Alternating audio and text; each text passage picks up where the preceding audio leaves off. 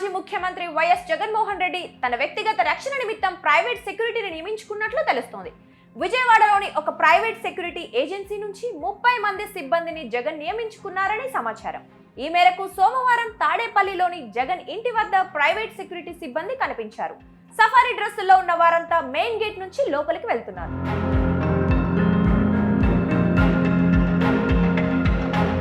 తాడేపల్లిలోని జగన్ నివాసం వద్ద పోలీస్ సెక్యూరిటీని ప్రభుత్వం తొలగించిన సంగతి తెలిసిందే. అందుకే ఆయన ప్రైవేట్ సెక్యూరిటీని ఏర్పాటు చేసుకున్నట్లు తెలుస్తోంది.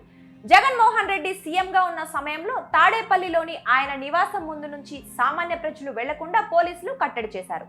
ఆ ప్రాంతంలో ఆంక్షలు విధించారు, బ్యారికేడ్లు ఏర్పాటు చేశారు. అయితే తాజాగా అధికారంలోకి వచ్చిన టీడీపీ ప్రభుత్వం జగన్ నివాసం వద్ద ఉన్న ఆంక్షలు ఎత్తివేసింది, బ్యారికేడ్లు తొలగించింది. దీంతో ఆ రోడ్డు ఉండవల్లి నుంచి మంగళగిరి వెళ్లేందుకు అందుబాటులోకి వచ్చింది. ప్రస్తుతం జగన్మోహన్ రెడ్డి ఇంటి ముందు నుంచి ప్రజల రాకపోకలు మొదలయ్యాయి.